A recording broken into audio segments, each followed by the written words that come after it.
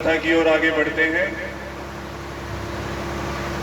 गुरुर्ब्रह्मा गुरुर्विष्णु गुरुर्देवो महेश्वर गुरु साक्षात् परब्रह्म तस्मै श्री गुरुवे नमः। वक्रतुंड महाकाय सूर्यकोटि समप्रभ निर्विघ्नं कुरु मे देव सर्वकार्येषु सर्वदा। सरस्वती महाभागे विद्या कमललोचने विद्यारूपे विशालाक्षी विद्यां देहि नमोस्तुते। कर्पूरगौरं करुणावतारं संसारसारं भुजगेन्द्रहारं सदा वसन्तं हृदयारविन्दे भवं भवानी सहितं नमामि। भुजे सव्ये वेणुं शिरसि शिखी पिच्छं कटितटे दुकूलं नेत्रान्तं सहचरकटाक्षं विदधते। सदा श्रीमद्वृन्दावनवसति लीला परिचयो जगन्नाथः स्वामी नयनपथगामी भवतु मे। अतुलित बलधामं हेमशैलाभदेहं तनुजवनकृशानं ज्ञानिनामग्रगण्यं सकलगुणनिधानं वानराणामधीशं रघुपति प्रियभक्तं वातजातं नमामि। सर्वमंगलमांगल्ये शिवे सर्वार्थसाधिके शरण्ये त्र्यंबके गौरी नारायणी नमोस्तुते। विद्युद्दां समप्रभां मृगपति स्कन्दस्कृतां भीषणां कन्याभिकरवालखेटविलसद्धस्ताभिरासेवितां हस्तैश्चक्रगदाशिखेटविशिखांश्चापं गुणं तर्जनीं बिभ्राणामनलात्मिकां शशिधरां दुर्गां त्रिनेत्रां भजे। शरणागत दीनार्थ परित्राण परायणे सर्वस्यार्ति हरे देवी नारायणी नमोस्तुते। सर्वस्वरूपे सर्वेशे सर्वशक्ति समन्विते भयग्रस्त्राहिनो देवी दुर्गे देवी नमोस्तुते। सर्वबाधा प्रशमनं त्रैलोक्य अखिलेश्वरी एवमेव त्वया कार्यम् अस्मद्वैरी विनाशनम्। देहि सौभाग्यमारोग्यं देहि मे परमं सुखं रूपं देहि जयं देहि यशो देहि दिशो जहि। देवी प्रपन्नार्ति हरे प्रसीद प्रसीद मात्र जगतोऽखिलस्य प्रसीद विश्वेश्वरि पाहि विश्वं त्वमेश्वरि देवी चराचरस्य। देव्या यया तत्मिदं जगदात्मशक्त्या निशेष देवगणशक्ति समूर्तया तामम्बिकाम् अखिलदेव महर्षि पूज्यां भक्त्या नताः स्म विदधातु शुभानि सानः। नारायणं नमस्कृत्य नरं चैव नरोत्तमं देवीं सरस्वतीं व्यासं ततो जयमुदीरये। बोलो सच्चिया जोता वाली माता तुम्हारी सदा ही जय। आइए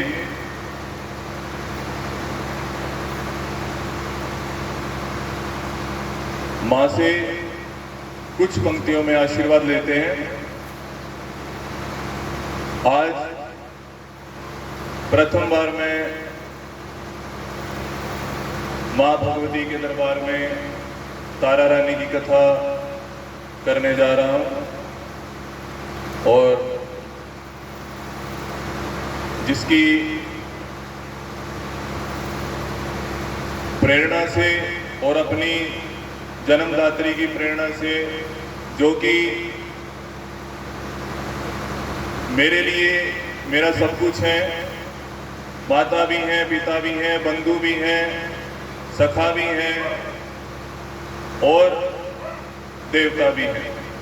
क्योंकि संस्कृत में भी कहा गया है न मातु पर देवतम, कि माता से बढ़कर कोई भी देवता नहीं है। त्वमेव माता च पिता त्वमेव, त्वमेव बंधुश्चका त्वमेव, त्वमेव विद्या द्रविणम त्वमेव, त्वमेव सर्वम देव। तो सर्वप्रथम मैं अपनी जन्मदात्री माता, जिनकी प्रेरणा से आज मैं मंचासीन हुआ हूँ, उनको प्रणाम करता हूँ। और अब आइए माँ भगवती से आशीर्वाद लेंगे। दो भाग हैं जो आपके सामने मैं केवल कविता पाठ की तरह आपके सामने प्रस्तुत करूंगा। माँ तेरा नाम जपहूँ सुख पाऊं, माँ तेरा नाम जपहूँ सुख पाऊं, कर कृपा तेरे गुण गाऊं, कर कृपा तेरे गुण गाऊं, माँ तेरा नाम जपहूँ सुख पाऊं। गुनगुनाइए सभी मेरे साथ।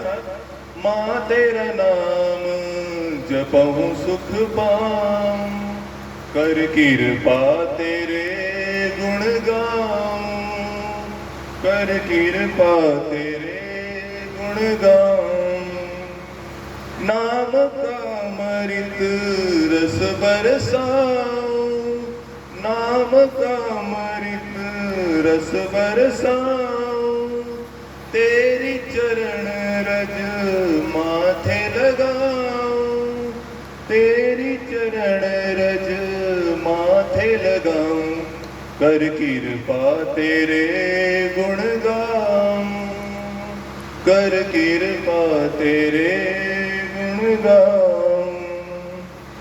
डूबा रहूं मैं भक्ति में तेरी, डूबा रहूं मैं भक्ति में तेरी, रहे विश्वास मां शक्ति में तेरी, रहे विश्वास मां शक्ति में तेरी, रहे विश्वास मां शक्ति में तेरी, कर कृपा तेरे गुण गाऊं, कर कृपा तेरे गुण गाऊं।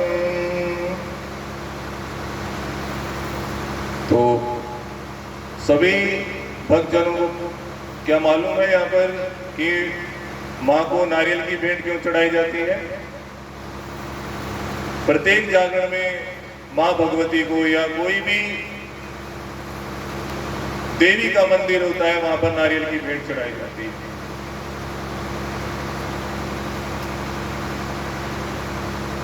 तो आइए कथा का श्रवण करते हैं। सबसे पहले माँ के भक्त ध्यानु की नाम सुना है सभी ने, ध्यानु भक्त का। तो एक बार ध्यानु भक्त अपने गांव नादौन से दिल्ली को पार करते हुए मां ज्वाला जी के मंदिर की ओर प्रस्थान करते हैं और उनके साथ उनके भक्तों की बहुत बड़ी टोली होती है। और उस समय दिल्ली में अकबर का राज्य होता है, मुगल साम्राज्य। और जैसे ही अकबर के सिपाहियों को ये पता चलता है कि भक्त ध्यानु एक बहुत बड़ी विशाल भक्तों की टोली लेकर दिल्ली से गुजर रहा है, तो तभी उसके सिपाही उसे वहां रोक लेते हैं। और जब सिपाही उससे पूछते हैं कि इतनी विशाल टोली को लेकर आप लोग कहां जा रहे हो, तो ध्यानु कहता है कि हम सभी अपनी महामाई ज्वाला के दर्शन करने के लिए ज्वाला जी जा रहे हैं। तो सिपाही ये सब सुनकर भक्त ध्यानु को अकबर के दरबार में लेकर जाता है और अकबर को सारा वृत्तांत सुनाता है। तो दरबार में जैसे ही ध्यानु अकबर के सामने पहुंचता है, तो अकबर ध्यानु से पूछता है कि वो कौन है जिसके पास तुम इतनी बड़ी भक्तों की टोली लेकर जा रहे हो। क्योंकि अकबर मुस्लिम धर्म से है, तो उसको पता नहीं है कि हिंदू धर्म में क्या विधि विधान है, क्या पूजा का विधान है, किस देवी देवता की पूजा की जाती है। तो भक्त ध्यानु कहता है कि हम ज्वाला जी के दर्शन करने जा रहे हैं, जहां पर युगों युगों से मां की ज्योतें बिना किसी तेल के, बिना किसी बाती के निरंतर जलती रहती हैं। तो अकबर पूछता है कि कौन है। तो ध्यानु कहता है कि मां ज्वाला, जिनकी ज्योति के रूप से, उनकी शक्ति से यह पूरा संसार चलायमान है। तो अकबर कहता है कि मुझे प्रमाण दो इस बात का कि तुम्हारी माता इस संसार को चलाने वाली है, उन्हीं की शक्ति से सारा संसार विद्यमान है। जैसे ही अकबर ये बात सुनता है कि मां ज्वाला जी से ही पूरा संसार चलायमान है, उन्हीं की शक्ति से इस संसार में पत्ता तक नहीं हिलता, तो उसके अहंकारी मन पर बहुत चोट लगती है। वो क्रोधित होकर ध्यानु से कहता है कि तुझे अपनी माता की शक्ति का मुझे प्रमाण देना होगा। और अकबर अपने सिपाहियों से बोलकर ध्यानु के घोड़े की गर्दन कटवा देता है और ध्यानु से कहता है, ध्यानु, अगर तेरी माता में इतनी शक्ति है तो उसे बोल जाके कि वो तेरे घोड़े को जीवित करे और मुझे अपना चमत्कार दिखाए। क्योंकि अगर मैं चमत्कार देखूंगा तो ही तेरी ज्वाला महामाई की शक्ति को देखूंगा, वरना जो अकबर है वो स्वयं को ही सम्राट समझता है पूरी पृथ्वी का।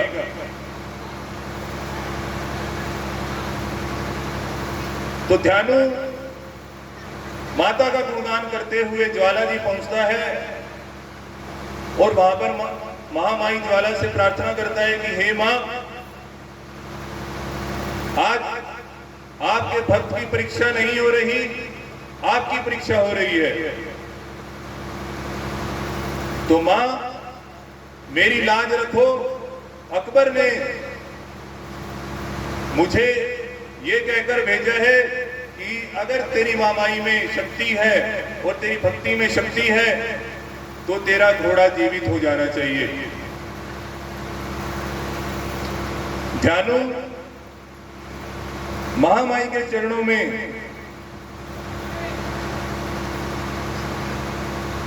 अरदास करता है, स्तुति करता है कि हे मां, आज आपको आना पड़ेगा और अपनी भक्त की लाज को रखनी पड़ेगी। और क्या कहता है ध्यानु भक्त?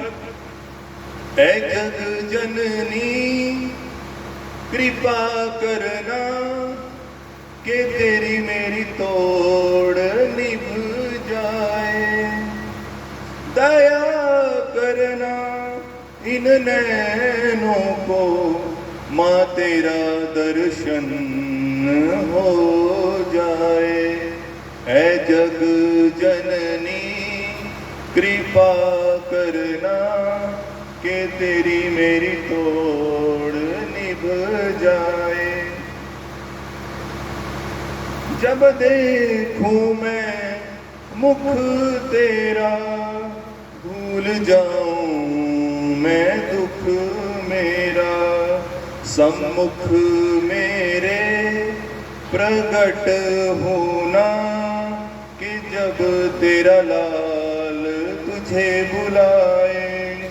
ऐ जग जननी कृपा करना कि तेरी मेरी तोड़ निभ जाए, दया करना इन नैनों को माँ तेरा दर्शन हो जाए। तो ध्यानो माँ को रो रो कर बुलाता है और कुछ ही क्षण में माता उसकी भक्ति से, उसकी स्तुति से प्रसन्न होकर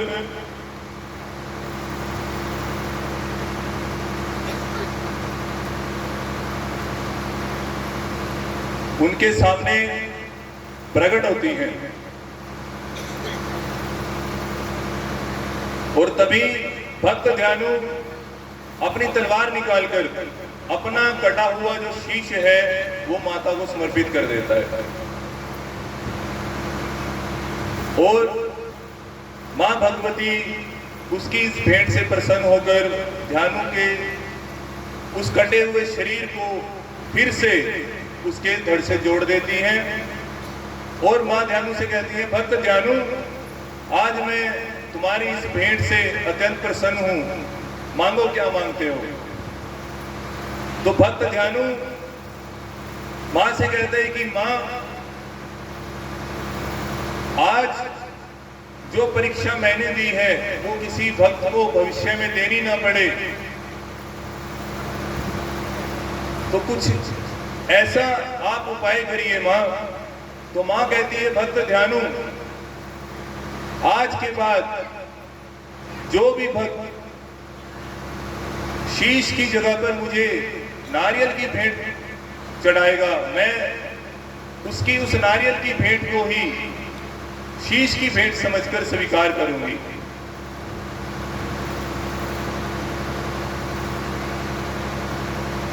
तो इतना कहकर मां भगवती अंतर ध्यान हो जाती हैं।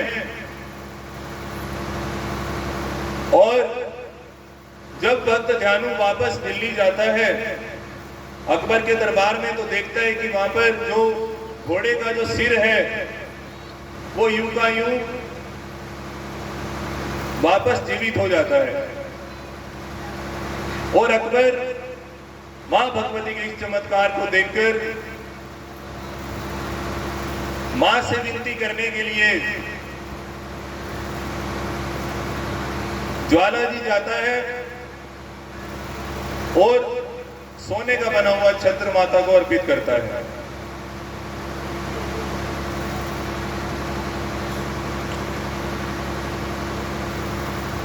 तो भक्त ध्यानु की इस कथा के बाद से मां भगवती को नारियल की भेंट चढ़ाई जाती है। जो भी भक्त यहाँ पर नारियल की भेंट लेकर बैठे हुए हैं सभी मां भगवती को नारियल की भेंट चढ़ाएंगे दरबार में आकर।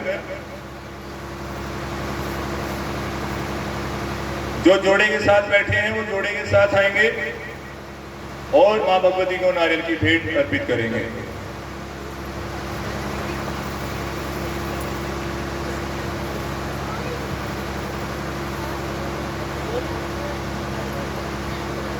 अच्छा आजा बेटा, आजा।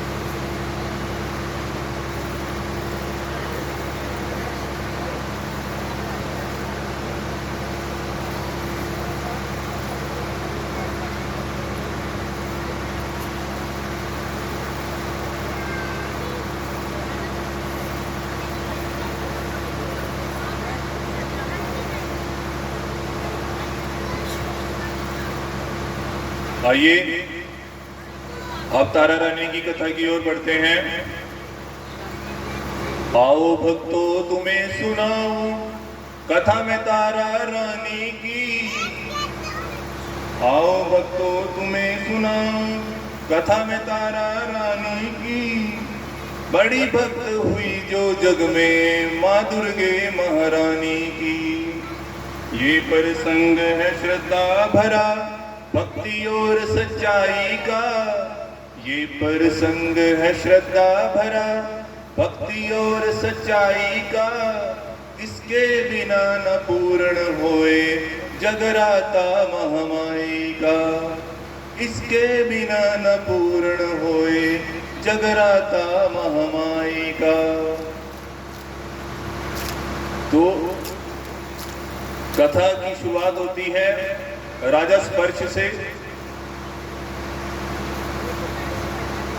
तो एक बार राजा स्पर्श होते हैं, उनके शासन में धन धान्य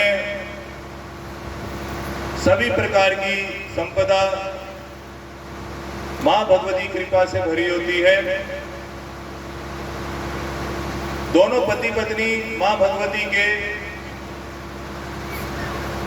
परम भक्त होते हैं। सुबह शाम उठते बैठते मां भगवती की आराधना करना। परंतु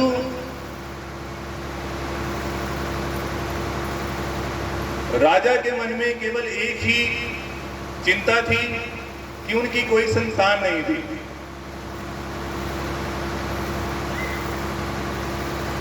जिसके कारण उनका मन हमेशा व्याकुल रहता था।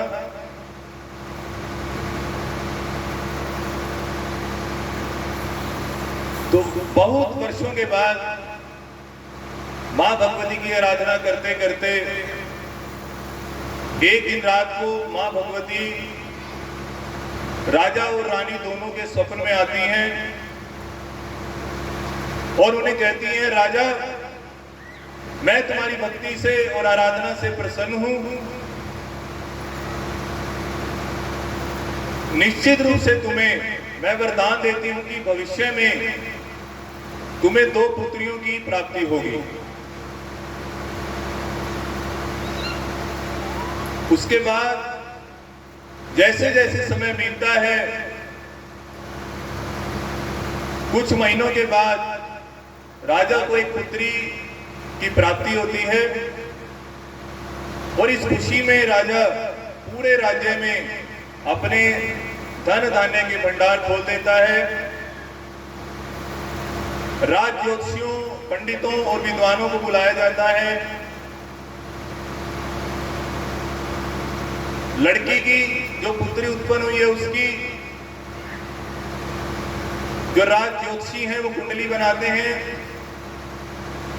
और कुंडली देखकर राज ज्योतिषी महाराज स्पर्श कहते हैं कि महाराज ये जो आपको पुत्री हुई है ये बड़ी होकर मां भगवती की परम सेवक बनेगी, परम भक्तनी बनेगी, और इससे आपका राज्य का बहुत ही ज्यादा विस्तार होगा और धन धान्य की कोई भी कमी नहीं रहेगी।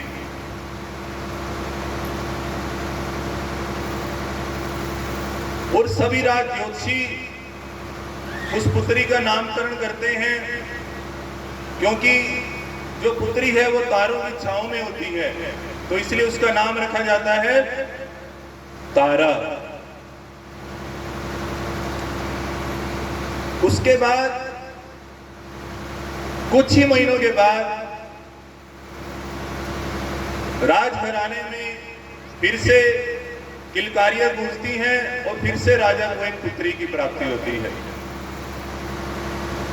फिर से राजा अपने राज्य में धन धान्य और संपदा अपने प्रजा के लिए खोल देता है। फिर से राज ज्योतिषियों, पंडितों और विद्वानों को बुलाया जाता है और उस नई जन्मी पुत्री के कुंडली के बारे में राज ज्योतिषियों से चर्चा की जाती है। सभी राज ज्योतिषी कुंडली बनाकर मुंह लटकाकर बैठ जाते हैं। तभी उनको देखकर राजा चिंतित हो जाता है और पूछता है कि अरे राज ज्योतिषियों, ऐसा क्या है मेरी पुत्री की कुंडली में जो आप लोग ऐसे उदास होकर बैठ गए हैं? तो राज ज्योतिषी कहते हैं कि महाराज, ये जो आपकी पुत्री है ये आपके लिए शुभ नहीं है।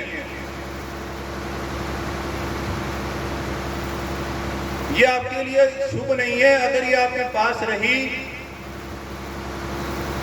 तो आपका धन धान्य राज्य सभी नष्ट हो जाएगा। तो राजा कहता है कि अरे ज्योतिषियों, आखिर ऐसा क्या है इस पुत्री में,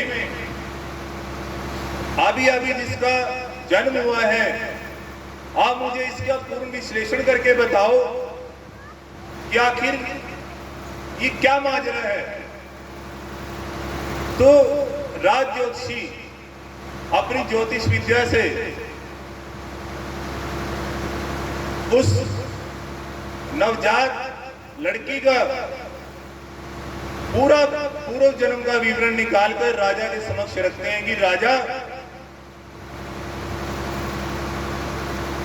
ये जो लड़की है इसको श्राप मिला है और इसी कारण ये आपके और आपकी प्रजा के लिए, आपके परिवार के लिए ये अशुभ है। तो राजा कहता है कि मुझे बताओ कि मेरी पुत्री को श्राप क्यों मिला, क्या कारण रहा उसका। तो राज ज्योतिषी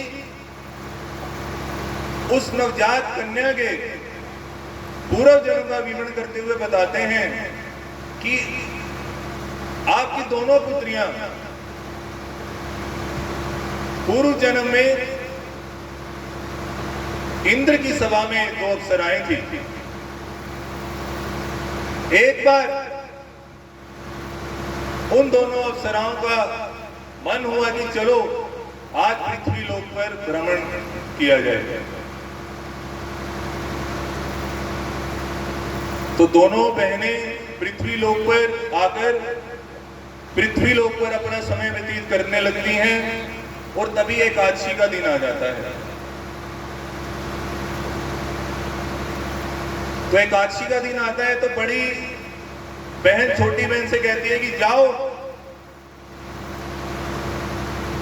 और कुछ फलाहार लेकर आओ। जो छोटी बहन होती है वो बहुत चंचल होती है और जैसे ही वो फलाहार लेने के लिए नगर के रास्तों पर निकलती है और दुकानें देखती हुई जाती है, तभी उसे एक मांस की दुकान मिलती है और वो अचंभित होकर कुछ मांस खरीदकर खा लेती है। और जैसे ही वो वापस लौटकर अपनी बड़ी बहन को सारा वृत्तांत सुनाती है कि मैंने मांस खाकर अपनी भूख को शांत किया है, तभी बड़ी बहन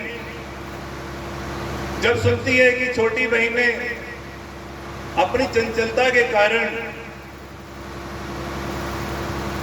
एकादशी के दिन मांस का सेवन किया है तो वो क्रोधित हो जाती है और उसे श्राप देती है कि जा, एकादशी के दिन तूने मांस खाकर बहुत ही नीच काम किया है, इसलिए मैं तुझे श्राप देती हूं कि तू छिपकली का रूप धारण करके मांस के रूप में कीड़े मकोड़ों को खाती रहे।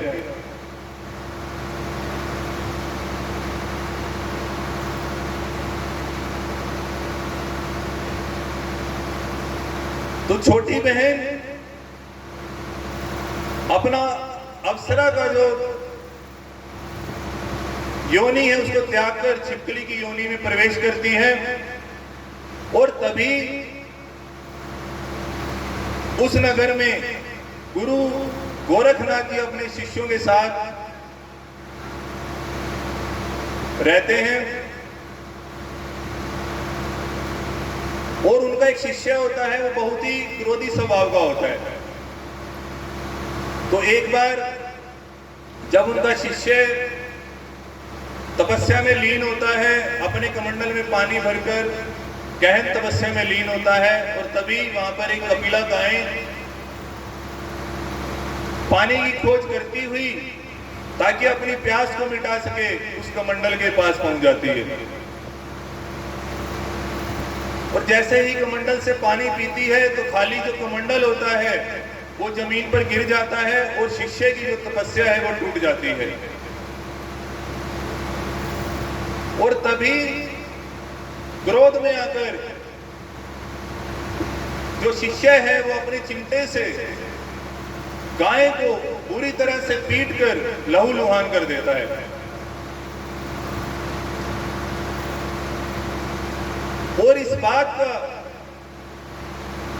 जब उससे गुरु गोरखनाथ जी को पता चलता है कि मेरे शिष्य ने एक कपिला गाय को पूरी तरह से जख्मी किया है, उसको लहूलुहान किया है, तो वो आकर अपने शिष्य को डांटते हैं कि तूने क्या काम किया है कि गाय जो हमारे लिए पूजनीय है उसको तूने एक पानी के लिए इतना बुरी तरह से पीटकर लहूलुहान किया है। जा, आज से तेरा और मेरा जो गुरु शिष्य का संबंध है मैं उसे आज यहीं पर समाप्त करता हूं।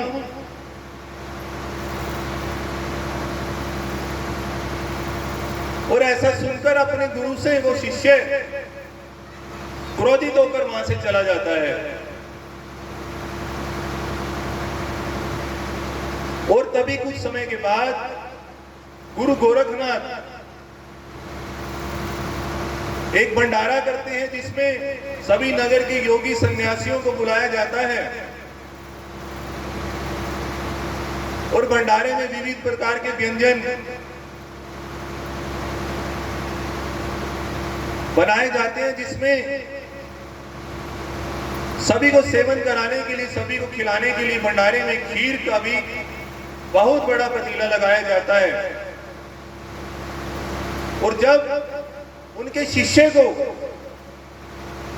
पता चलता है कि मेरे गुरुजी ने नगर में बहुत बड़ा भंडारा लगाया है तो उसके मन में आता है कि यही सही समय है जब मैं अपने गुरु से अपनी बेइज्जती का बदला ले सकता हूं।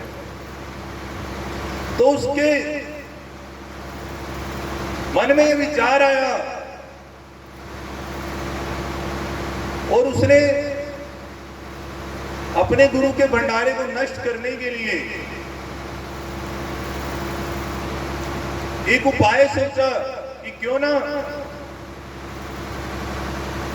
मैं वहां भंडारे में रखी जो खीर और खाद्य पदार्थ उनको क्यों ना मैं खराब कर दूं, जहरीला बना दूं, ताकि जो भी भंडारे में आएगा और उसका सेवन करेगा वो तुरंत ही अपने प्राण त्याग देगा और जिसके कारण मेरे गुरु को बहुत ज्यादा निंदा का सामना करना पड़ेगा और मेरा जो बदला है वो पूरा हो जाएगा। तो वो चील का रूप धारण करके और अपनी चोंच में एक मरे हुए सांप को उठा लेता है और जिस स्थान पर खीर का पतीला रखा होता है आकर उसमें उस सांप को गिरा देता है। और तभी इस सब घटना को जो छिपकली की योनि में जो अप्सरा है वो देख रही होती है कि अभी इस पतीले में, खीर के पतीले में सांप को गिराया गया है। अगर इसको सभी ने खा लिया तो यहां पर सभी अपना प्राण त्याग देंगे, क्योंकि जो खीर है वो सांप के जहर से, विष से जहरीली हो गई है। तो वो सोचती है कि मैं किस प्रकार इस दुर्घटना को होने से बचाऊं। तो यही सोचते सोचते वो पेड़ पर बैठी होती है और तभी गुरु जी आदेश देते हैं, जाओ खीर का पतीला लेकर आओ। और जैसे ही वहां पर उनके शिष्य खीर को लेने के लिए आते हैं और देखते हैं वो खीर के पतीले से ऊपर बर्तन को हटाते हैं, तभी अचानक वो छिपकली उनकी आंखों के सामने उस पतीले में गिर जाती है।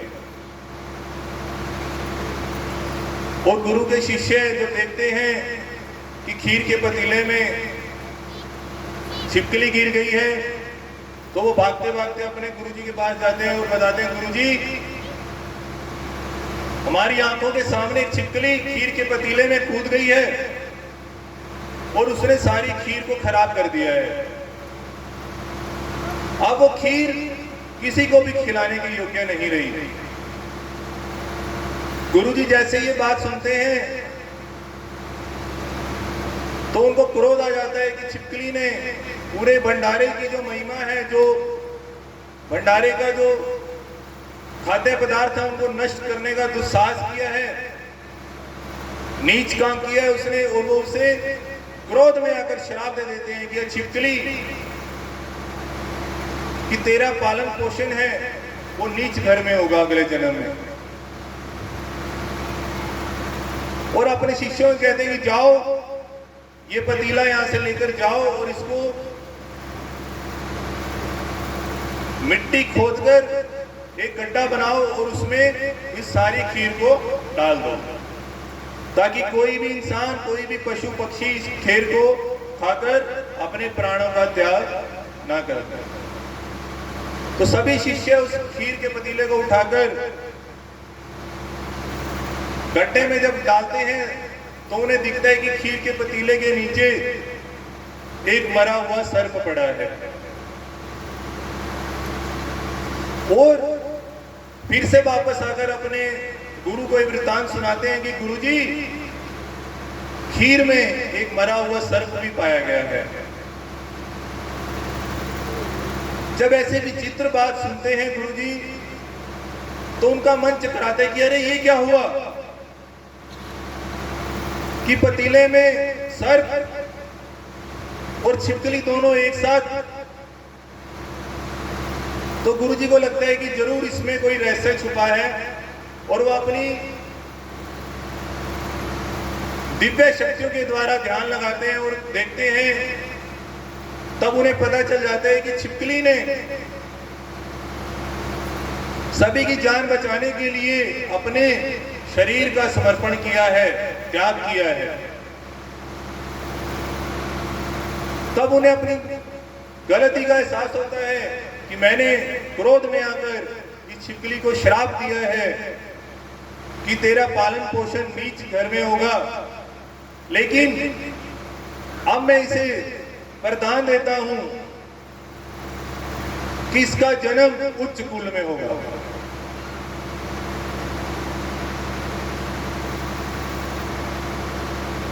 तो ये वही छिपकली है जो राजा स्पर्श के घर पुत्री के रूप में जन्म लेती है। राज ज्योतिषों से अपनी पुत्री का सारा वृत्तांत सुनकर राजा स्पर्श चिंतित हो जाते हैं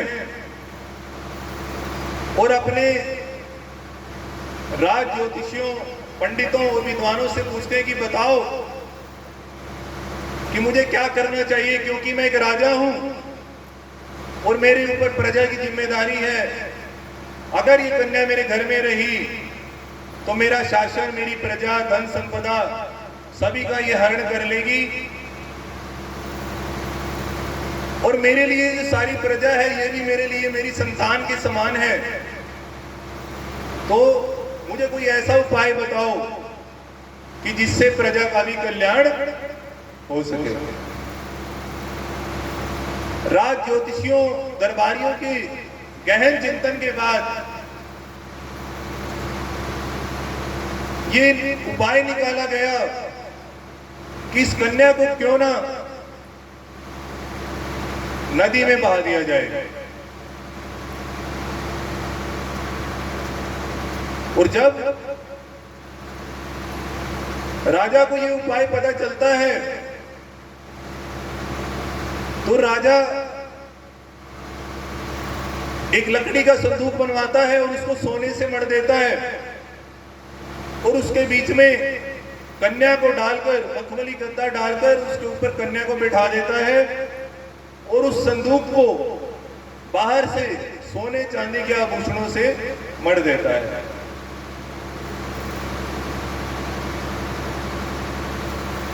राजा सोचता है कि इस कन्या के लिए पूरे जीवन में जितना भी पालन पोषण का, उसके विवाह में जितना भी धन चाहिए होगा वो सारा धन मैं इसके साथ संदूक में नदी में बहा दूंगा, ताकि जिसको भी मेरी पुत्री आगे मिले उसके पास इसके पालन पोषण विवाह की किसी भी प्रकार की कमी न रहे। तो ऐसा ही किया जाता है। जो छोटी पुत्री है जिसका नाम रुक्मण रखा जाता है, राजा उस पुत्री को संदूक में डालकर नदी में बहा देता है। वो जो संदूक है वो नदी में तैरता हुआ जा रहा है और राज दरबारियों में जो एक राज ज्योतिषी है उसको इस बात का पता होता है कि संदूक में क्या है और उससे धन का लालच हो जाता है कि क्यों ना संदूक के बाहर जितना भी धन है क्यों ना मैं उसको एकत्रित कर लूं। तो वो संदूक को निकालने के लिए नदी में चला जाता है और संदूक को नहीं निकाल पाता। तभी वो आसपास देखता है कि कोई मेरी मदद कर सके जो इस नदी में से इस संदूक को निकाल सके। तभी उसको जंगल में से एक भील आता हुआ दिखता है और उस भील के पास जाकर उसे कहता है कि भील, नदी में एक संदूक तैर रहा है, तुम उसे बाहर निकाल कर लाओ। संदूक में जो भी होगा हम उसको आधा आधा बांट लेंगे।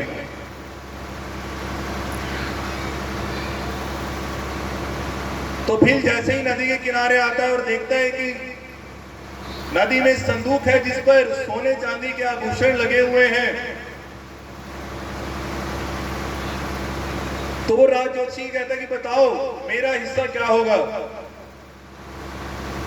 तो राज ज्योतिषी को पहले से ही पता होता है कि संदूक के बाहर तो आभूषण है लेकिन अंदर क्या है, कन्या है। तो वो उसको कहता है भील, बाहर जितना भी आभूषण दिखाई दे रहे हैं वो सब मेरे होंगे और अंदर जो भी तुझे मिलेगा वो सब तेरा होगा। तो भील कहता है ठीक है और बीच नदी में जाकर वो आभूषण से लदा हुआ वो संदूक निकालकर बाहर ले आता है और जैसे ही संदूक को खोलकर देखता है कि उसमें एक कन्या है और उसको उठाकर अपनी छाती से लगा लेते हैं कि मां, आज आपने मेरी पुकार को सुन लिया, मेरी खाली झोली भर दी। और उस कन्या को ले जाकर अपनी पत्नी की झोली में डाल देते हैं कि देख, आज मां ने वर्षों से सुनी जो तेरी झोली थी आज उसको भर दिया है। तेरे घर में एक कन्या आई है और भील की पत्नी जैसे ही उस कन्या को अपनी गोदी में लेती है तभी मां भगवती की कृपा से और उनकी लीला से भील की पत्नी को मातृत्व प्रदान हो जाता है।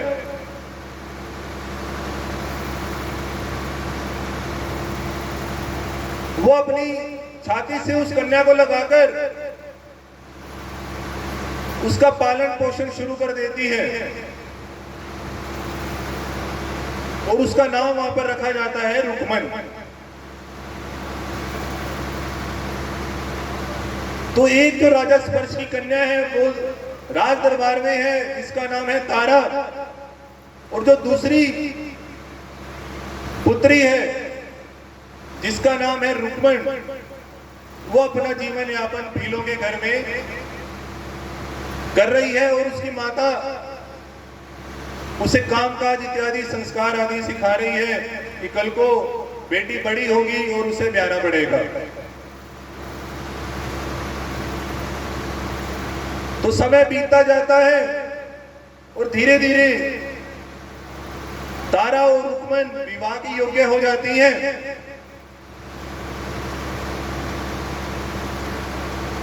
राजा स्पर्श अपनी पुत्री तारा का विवाह अयोध्या के राजा हरिश्चंद्र से करवा देते हैं।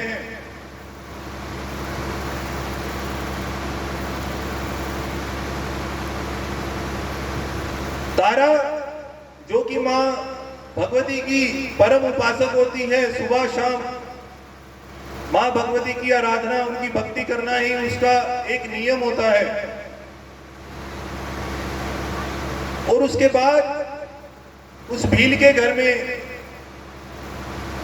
जो रुक्मन है वो भी विवाह करके अयोध्या नगर में ही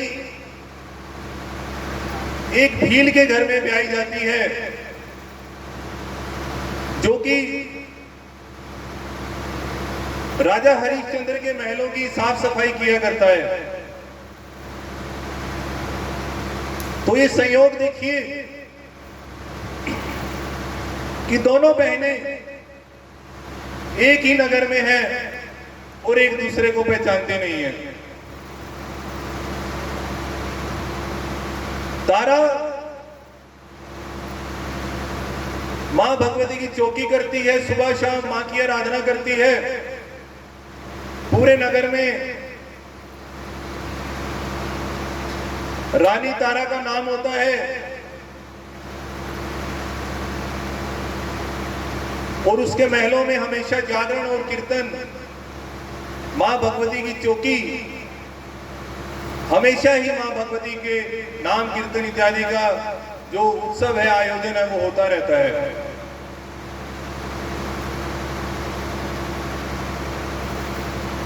तो एक बार रुक्मन का पति जो राजा हरिश्चंद्र के महलों में साफ सफाई का काम करता है, उसकी तबीयत बिगड़ जाती है। वो अपनी पत्नी रुक्मन से कहता है, रुक्मन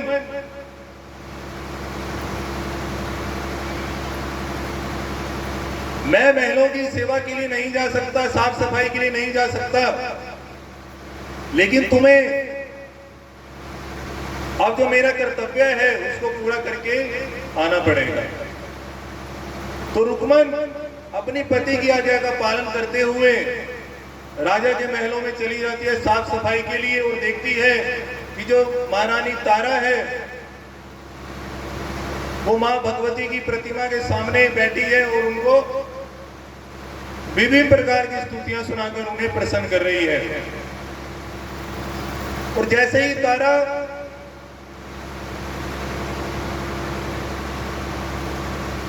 देखती है कि पीछे रुक्मन खड़ी है,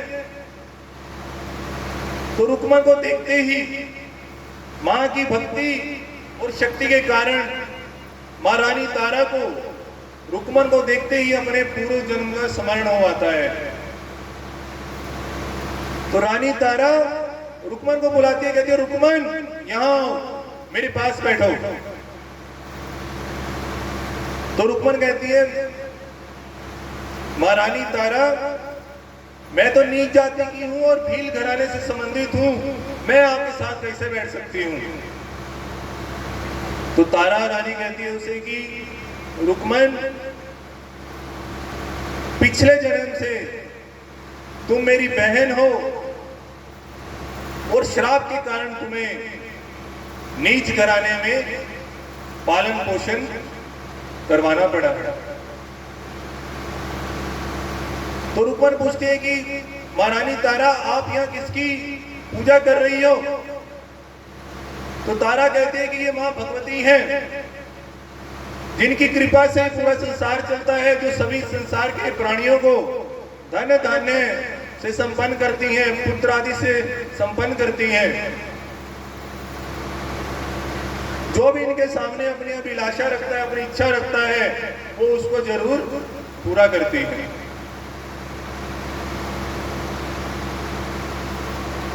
तो रुक्मन कहते हैं कि क्या ये मां भगवती मेरी भी अभिलाषा को पूरा करेंगी? तो रानी तारा कहती है कि हाँ, जो भी आपके मन में है वह मां भगवती से सच्ची श्रद्धा से मांगो, निश्चित रूप से ही मां भगवती आपकी मनोकामना को पूरा करेंगे। तो रुक्मन मां से मनौती मांगती है कि मां, मुझे एक पुत्र प्रदान करो, मैं भी तारा रानी की तरह आपका जागरण करवाऊंगी और आपके गुणगान गाऊंगी। तो समय बीतता चला जाता है, तारा रानी को भी पुत्र की प्राप्ति होती है, जिसका नाम रखा जाता है रोहित। और रुक्मन के घर में भी पुत्र होता है, जिसका नाम रखा जाता है सुंदर।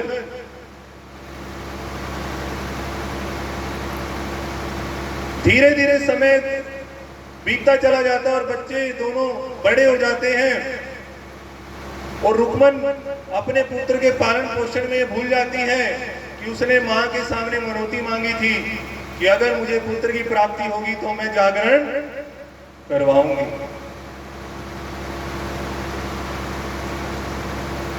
तो मां की लीला ऐसी होती है कि जैसे ही रुक्मन का पुत्र 5 वर्ष का होता है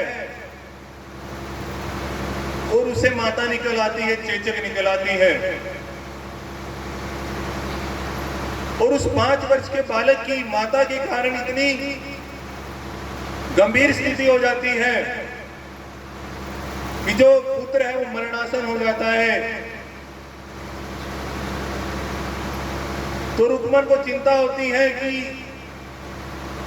मेरे पुत्र को माता किस कारण हुई, और उसे सोचते सोचते ध्यान आता है कि मैंने तो मनौती मांगी थी कि अगर मेरे पुत्र होगा तो मैं मां भगवती का जागरण अवश्य करवाऊंगी, और मैंने जागरण नहीं करवाया। तो भागी भागी पंडित के पास जाती है और पंडित जी से कहती है कि पंडित जी, मेरे घर में जागरण करना है आपको। तो पंडित जी कहते हैं कि तू तो नीच घराने की है, तेरे घर में हम किसी भी प्रकार का जागरण आदि नहीं कर सकते, क्योंकि हमारा धर्म भ्रष्ट हो जाएगा। तू हमें कुछ दक्षिणा यहां पर देकर चली जा, हम मंदिर में तेरा जागरण करवा देंगे।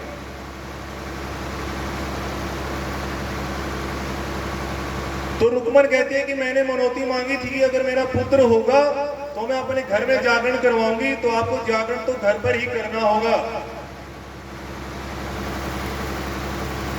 तो रुक्मन बार बार पंडित जी से अनुरोध करती है, लेकिन पंडित जी टस से मस नहीं होते।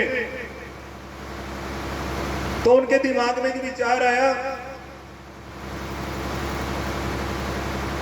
कि मैं रुक्मन को कहता हूं कि अगर तारा रानी आपके जागरण में आएगी तो हम आपके घर में जागरण निश्चित रूप से ही करेंगे। पंडित जी को लगता है कि तारा रानी रुक्मन के जागरण में कभी जाएंगी नहीं, और ना ही हमें वहां पर जागरण करना पड़ेगा।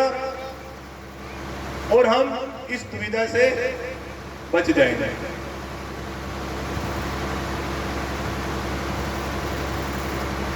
तो रुक्मन को जब ये पता चलता है कि अगर तारा रानी मेरे घर में जागरण में आएंगी तो सभी नगर निवासी सहित पंडित लोग भी हमारे घर में आएंगे, तो भागी भागी तारा के पास जाती है और उनसे अनुरोध करती है कि महारानी तारा, मैंने आपके सामने ही यहाँ पर मनौती मांगी थी कि अगर मेरे घर में पुत्र हुआ तो मैं अपने घर में जागरण करवाऊंगी। लेकिन जो पंडित है वो ये कह रहे हैं कि अगर आप मेरे घर पे जागरण में उपस्थित होंगी तभी हम आपके घर में जागरण करेंगे।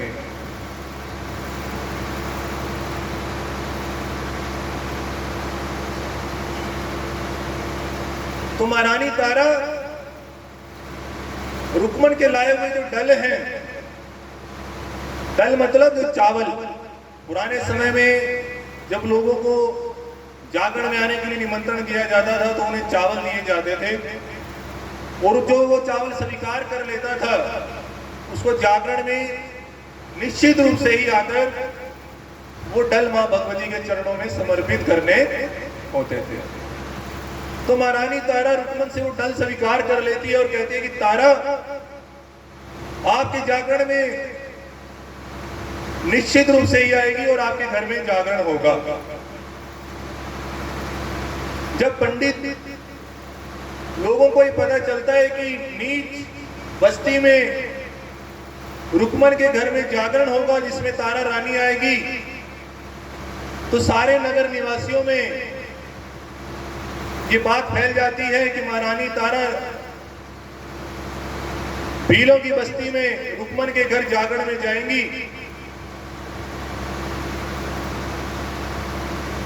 तो धीरे धीरे बात फैलते फैलते जो महाराजा हरिश्चंद्र के महलों में जो नाई जाता है उसका नाम होता है सेन,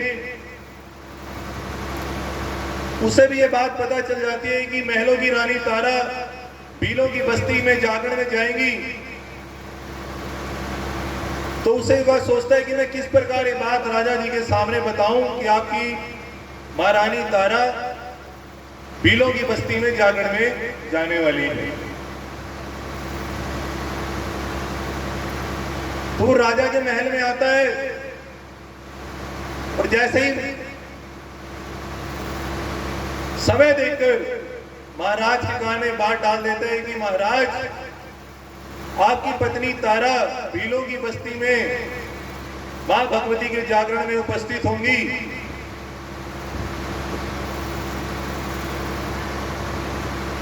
जैसे ही महाराज हरिश्चंद्र को यह पता चलता है कि मेरी पत्नी तारा भीलों की बस्ती में जागरण में जाएंगी, तो उन्हें चिंता हो जाती है कि ये तारा निश्चित रूप से ही जो हमारा कुल धर्म है उसको भ्रष्ट करेगी।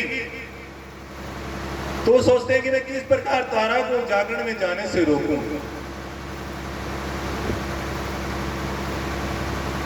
तभी उनके मन में एक विचार आता है और अपनी तलवार निकालते हैं और अपनी उंगली पर तलवार से एक निशान, एक चोट लगा लेते हैं।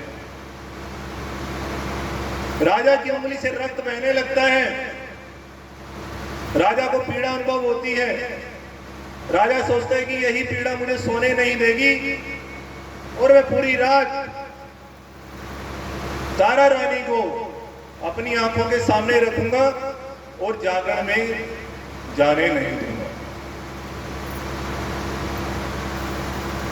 तो जैसे ही रानी तारा राजा के कक्ष में प्रवेश करती हैं तो राजा रानी से कहता है कि रानी, मुझे नींद नहीं आ रही है, मुझे अपनी गोद में सुलाओ, अपनी घुटने पर सुलाओ।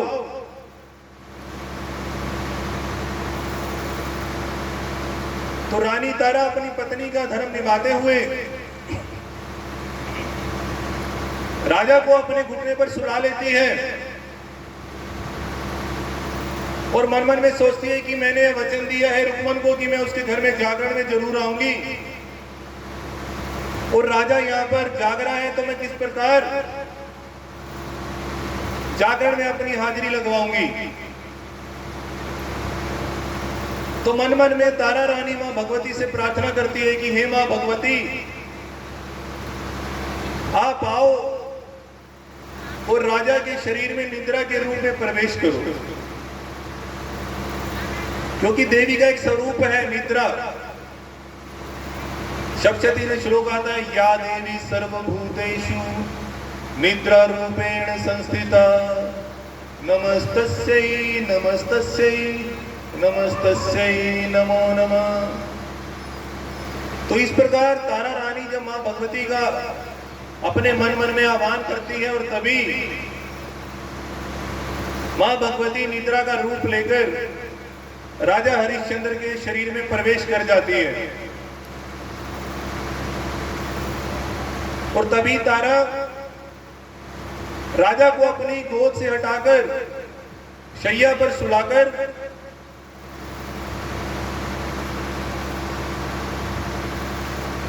महलों से रस्सी के सहारे नीचे उतरकर छिपते छुपाते हुए भीलों की बस्ती की ओर चली जा रही है। तो इतनी तेजी से जाते जाते रानी के शरीर पर जो आभूषण है वो गिरते चले जा रहे हैं।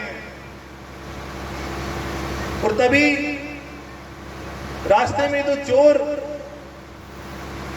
रानी का रास्ता रोक लेते हैं और उनसे जो बाकी के आभूषण है वो ले लेते हैं। और रानी शीघ्रता पूर्वक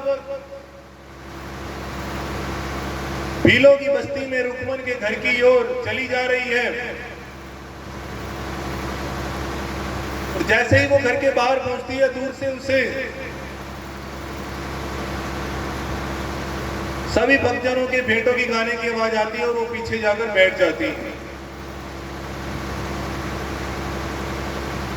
और इधर यहां तभी राजा हरिश्चंद्र की जो आंख है वो तुरंत खुल जाती है, क्योंकि मां जिन्होंने अपनी लीला को रचाना है, जिनकी माया कोई भी नहीं जान पाया।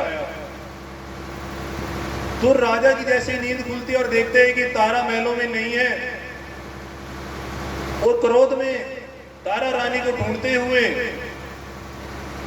अपने महलों से तलवार लेकर बाहर निकलता है और देखता है कि रास्ते में आभूषण पड़े हैं। और उनको उठाते हुए जो राजा है वो भीलों की बस्ती की ओर चला जा रहा है। रास्ते में उसे दो चोर मिलते हैं। राजा उनसे पूछता है कि आप लोगों ने किसी औरत को यहां से जाते हुए देखा है? तो चोर कहते हैं कि जी हां, हमने रात को यहां से एक औरत को जाते हुए देखा है जो भीलों की बस्ती की ओर तेजी से चली जा रही थी।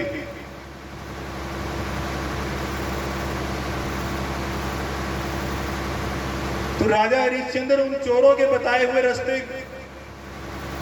का पीछा करते हुए रुक्मन के घर के बाहर पहुंचकर खड़ा हो जाता है और देखता है कि अंदर मां भगवती का जागरण हो रहा है। सभी बैठकर मां भगवती का गुणगान कर रहे हैं। और तभी जागरण की समाप्ति पर मां को भोग लगाने के लिए भीलों की बस्ती में मांस का प्रसाद सभी को बांटने और मां को भोग लगाने के लिए मांस का प्रसाद मंगवाया गया है। और जैसे ही रुक्मन तारा रानी की झोली में मांस का प्रसाद डालती है तो राजा हरिश्चंद्र देख लेते हैं कि तारा रानी ने मांस का जो प्रसाद है उसको ग्रहण किया है और उनके कुल धर्म को भ्रष्ट किया है। तो जैसे ही रानी तारा जागरण के बाद रुक्मन के घर से बाहर आती है और देखती है कि राजा उसका रास्ता रोके खड़ा है।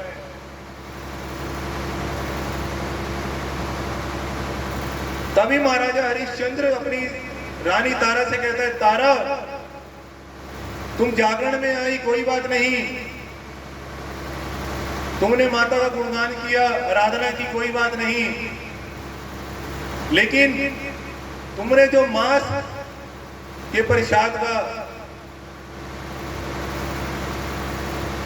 जो भाग ग्रहण किया है, उससे तुमने जो राजमहलों की जो मर्यादा है उसका खंडन किया है। दिखाओ मुझे तुम्हारी झोली में क्या है। महारानी तारा देखती है कि राजा बहुत गुस्से में है। अगर इसने मेरी झोली में मांस को देख लिया तो अभी के अभी क्रोध में आकर अपनी तलवार से ये मेरी गर्दन काट देगा। तो तभी महारानी तारा मन ही मन मां भगवती से प्रार्थना करती है कि हे मां, मेरी रक्षा करो। राजा क्रोध में है और किसी भी समय मेरा शीश काट सकता है। तो तारा रानी मन ही मन मां भगवती से प्रार्थना कर रही होती है और तभी राजा महारानी तारा की झोली में झपट्टा मारता है, दिखा तेरी झोली में क्या है।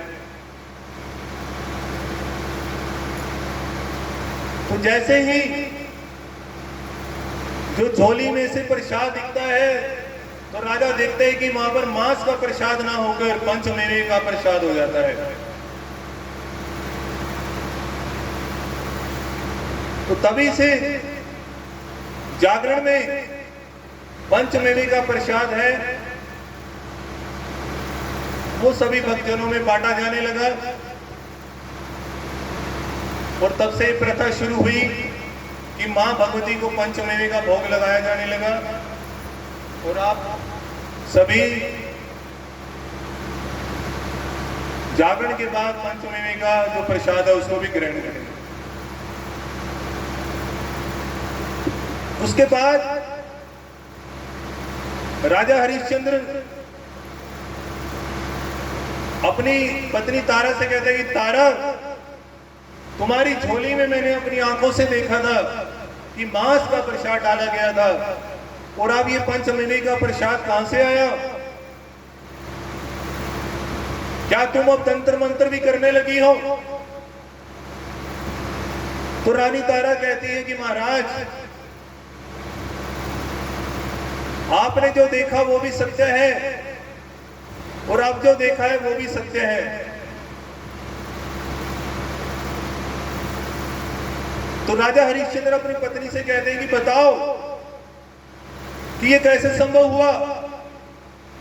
तो रानी तारा कहते हैं कि महाराजा, ये सब मां भगवती की कृपा से संभव हुआ है, जो कि जिनकी माया इतनी प्रबल है कि जो ज्ञानियों के मन को भी हर लेती है। ज्ञानी नाम अपि चेतांसी देवी भगवती ईसा बलादा कृष्ण मोहाय महामाया पृच्छति। जो ज्ञानियों के मन को भी बलपूर्वक हरने का सामर्थ्य रखती है, उन्हीं की माया का ये प्रभाव है जिसको आज तक कोई भी नहीं जान सका। तो राजा हरिश्चंद्र जीत कर लेते हैं कि तारा, मुझे भी तेरी मां को जानना है, कि मुझे देखना है कि उनकी क्या शक्ति है।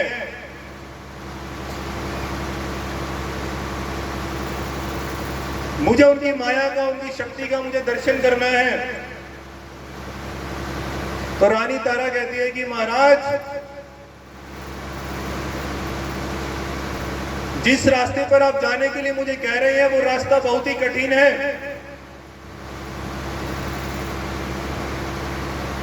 उस रास्ते पर चलने के लिए आपको अपना सब कुछ न्यौछावर करना पड़ेगा।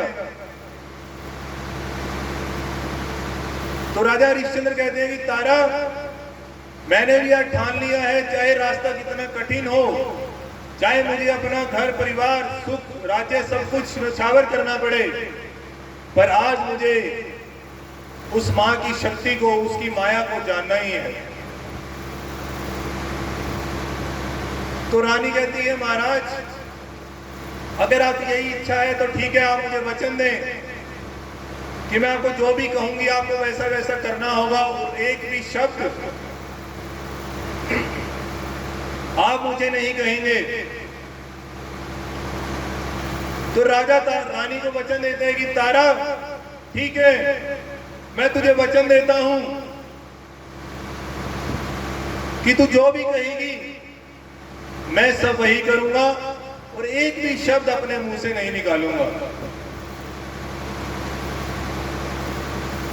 तो रानी कहती है ठीक है महाराज, आप अपने महलों में चलिए और आपको मैं जैसा जैसा कहूं आपको वैसा वैसा ही करना होगा। तो जैसे ही महाराज महलों में पहुंचते हैं तभी राजा को रानी कहती है कि महाराज अगर आपको मां भगवती की लीला का दर्शन करना है, उनकी महिमा को देखना है, उनकी माया को समझना है, तो सबसे पहले आपको अपनी सबसे प्रिय जो वस्तु है उसे अपनी प्रिय वस्तु को त्याग कर आपको मां भगवती को अर्पित करना होगा। तो राजा कहता है ठीक है तारा, मुझे सबसे प्रिय अपना घोड़ा है, मेरा जो नीले रंग का घोड़ा है मुझे बहुत प्रिय है, तो बताओ मुझे क्या करना है।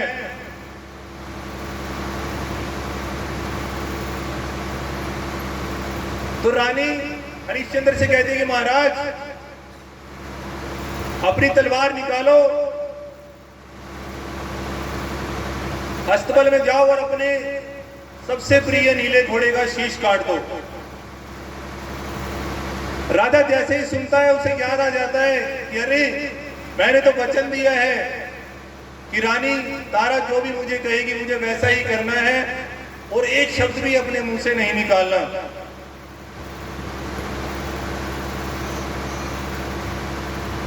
तो राजा विवश होकर अस्तबल में जाता है और अपनी तलवार से अपने प्रिय नीले घोड़े का शीश उसके धड़ से अलग कर देता है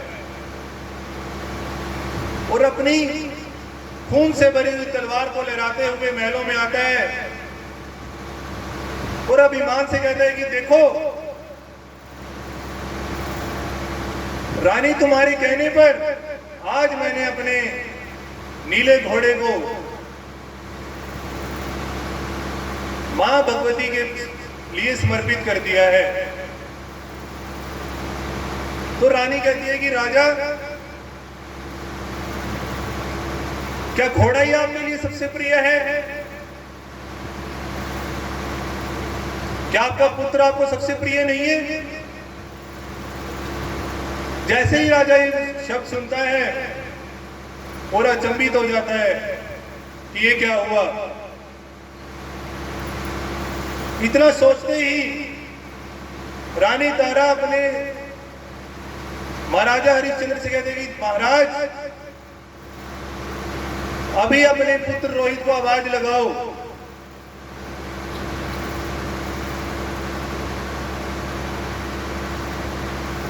और तुरंत उसका शीश मां के सामने अर्पित कर दो।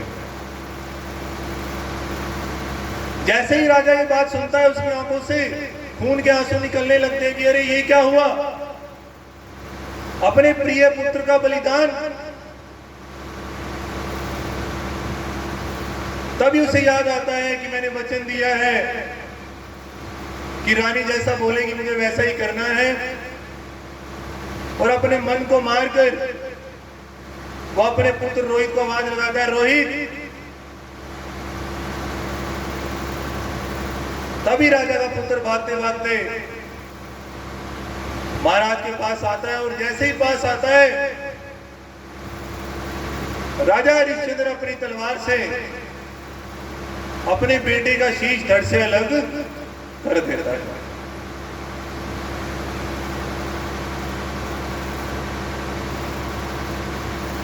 वो तभी महारानी से कहता है कि देखो रानी तारा, मैंने वचन दिया था और जो वचन दिया है वैसा ही किया है। आप मुझे अपनी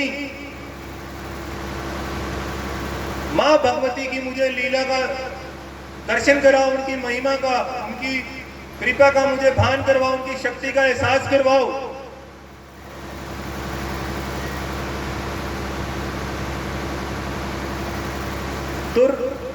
तो रानी तारा महाराज से कहते हैं कि महाराज, अभी आपका कार्य पूर्ण नहीं हुआ है। आप बड़े बड़े बर्तन मंगवाओ और उनमें अपने प्रिय घोड़े के शरीर के छोटे छोटे टुकड़े करके एक बर्तन में डलवाओ और दूसरे बर्तन में अपने प्रिय पुत्र के शरीर के छोटे छोटे टुकड़े करके उस बर्तन में डलवाओ और उसे चूल्हे पर पकने के लिए रखो। जैसे ही राजा सुनता है, उसके हाथ से तलवार छूट जाती है। अरे ये क्या अभी तो मैंने अपने प्रिय घोड़े और प्रिय पुत्र का मैंने शीश काटा है और अभी मुझे उनके छोटे छोटे टुकड़े भी करने पड़ेंगे। लेकिन राजा अपने वचन को याद करता है कि प्राण जाए पर वचन न जाए। अयोध्या की यही रीत है। और विवश होकर अपने नीले घोड़े के शरीर के टुकड़े करके उसे बर्तन में चूल्हे पर चढ़ा देता है और उसके बाद अपने प्रिय पुत्र रोहित के शरीर के छोटे छोटे टुकड़े कर कर उन्हें भी बर्तन पर चढ़ा देता है। और जैसे ही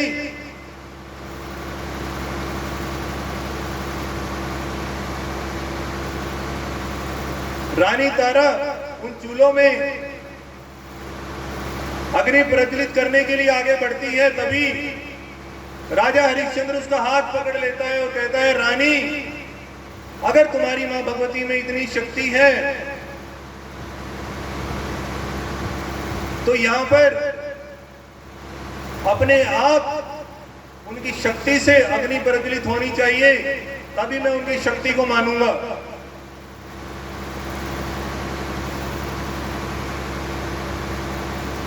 तो रानी तारा अपनी आंखें बंद करके मां भगवती का ध्यान करती हैं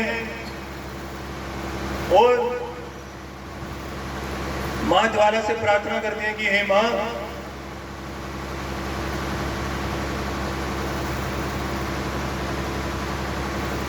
आपकी माया से ही राजा हरिश्चंद्र की बुद्धि विचलित हो गई है, जिसके कारण वो आपकी शक्ति को, आपकी महिमा को पहचानने में असमर्थ है। इसलिए हे मां, आप ज्वाला रूप धारण करके आज अपनी शक्ति का राजा के समक्ष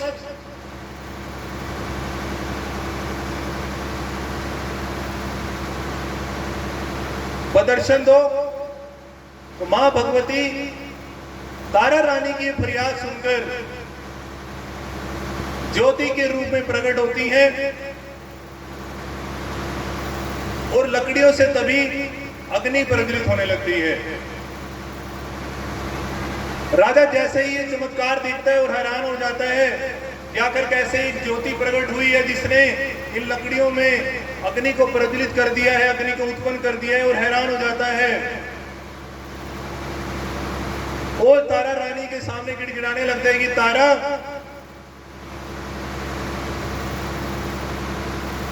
आज मैंने समक्ष अपनी आंखों से मां भगवती का चमत्कार देखा है कि जिस प्रकार इन सूखी लकड़ियों में अपने आप अग्नि प्रज्वलित हुई है, मुझे अपनी उस मां के दर्शन कराओ।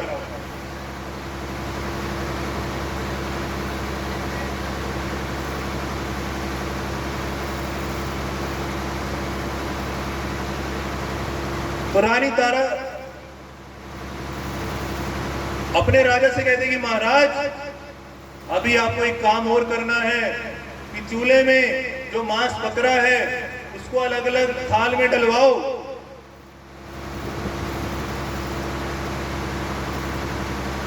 एक थाल मेरा, एक आपका, एक रोहित का और एक आपके नीले घोड़े का,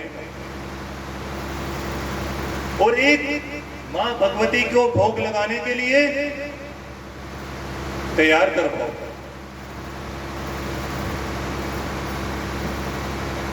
तो राजा अपने वचन के अनुसार 5 थाल तैयार करवाकर रानी के सामने रख देता है। और तभी तारा रानी उसे कहती है कि जिस थाल में आपके लिए प्रसाद है मां भगवती को अर्पित करके आप उसका भोग लगाओ, उसका सेवन करो। और जैसे ही महाराजा हरिश्चंद्र अपने मुख में मांस का एक टुकड़ा रखते हैं, तभी उनके मुख में अपने पुत्र रोहित की जो छोटी उंगली का नाखून है वो आ जाता है। और जैसे उसे देखते हैं उनकी आंखों से आंसू बहने लगते हैं और उन्हें अपने पुत्र की बहुत याद आने लगती है।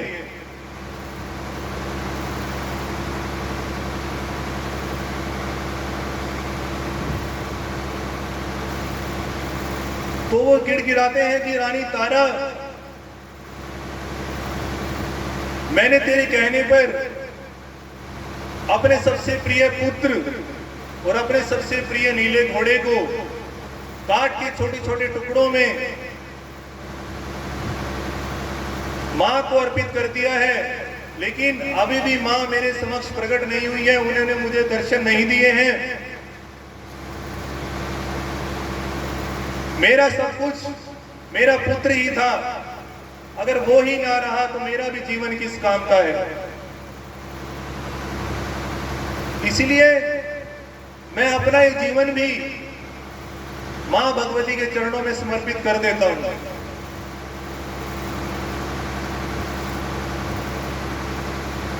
तो जैसे ही राजा हरिश्चंद्र अपना शीश काटने के लिए अपनी तलवार निकालते हैं, तभी अचानक से मां भगवती उनके समक्ष प्रकट हो जाती हैं और राजा का हाथ पकड़कर कहती है, राजा रुको।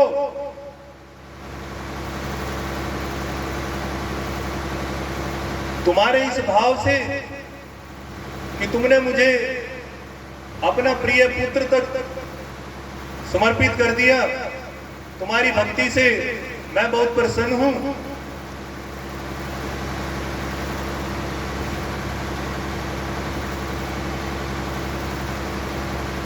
और तभी मां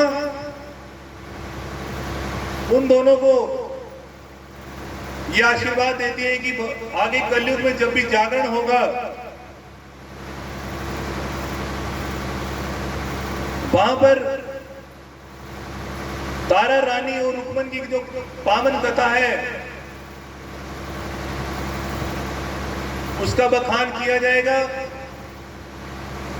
उसके बिना मैं कभी भी जो जागरण है उसको संपूर्ण नहीं मानूंगी।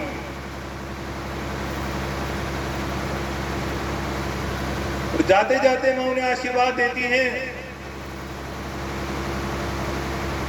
कि रानी तारा और बहन रुक्मन और राजा हरिश्चंद्र सहित सांसारिक यात्रा को पूर्ण करके मेरे लोक में आएंगे और ये संसार है युगों युगों तक तारा रानी की कथा को गाता रहेगा। ऐसा कहकर मां अंतर्ध्यान हो जाती है और तभी तारा रानी और राजा हरिश्चंद्र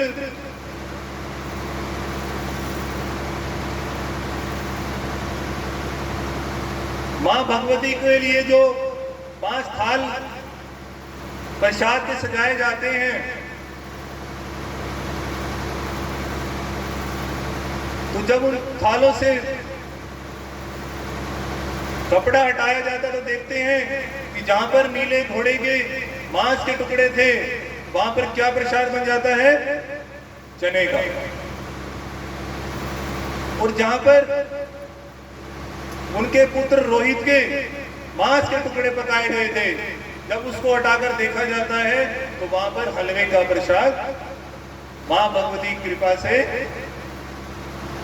उनको मिलता है। तो राजा देवी की इस महिमा को देखकर हैरान हो जाते हैं। तभी रानी तारा कहते हैं कि महाराज जाओ और अपने घोड़े को ये प्रसाद खिलाकर आओ। तो राजा हरिश्चंद्र जैसे अस्तबल में जाके अपने घोड़े को आवाज लगाते हैं तो तभी घोड़ा भागता हुआ उनके पास आ जाता है। उसके बाद जैसे ही अपने पुत्र रोहित को आवाज लगाते हैं, रोहित, तभी उनका पुत्र रोहित दौड़कर उनके पास आता है और बोलता है कि पिताजी,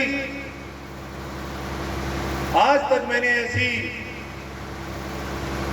गहरी नींद में कभी भी नहीं सोया मैं।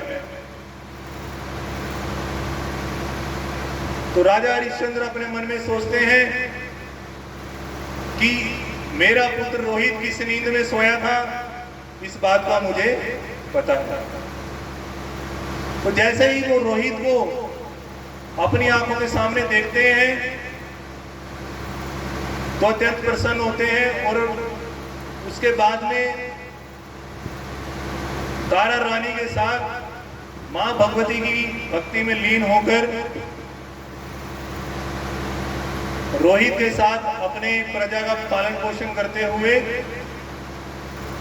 ऐश्वर्य आदि का और अपने राज्य का भोग करते हैं। तो यहीं पर तारा रानी की कथा समाप्त होती है। बोलिए सच्चे दरबार की।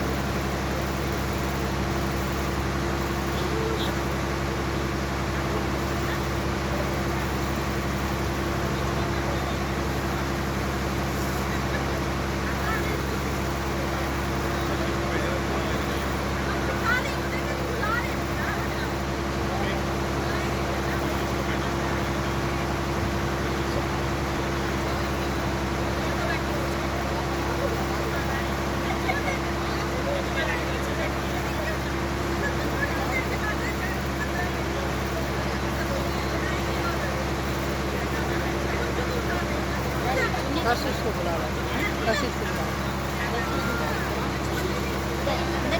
है।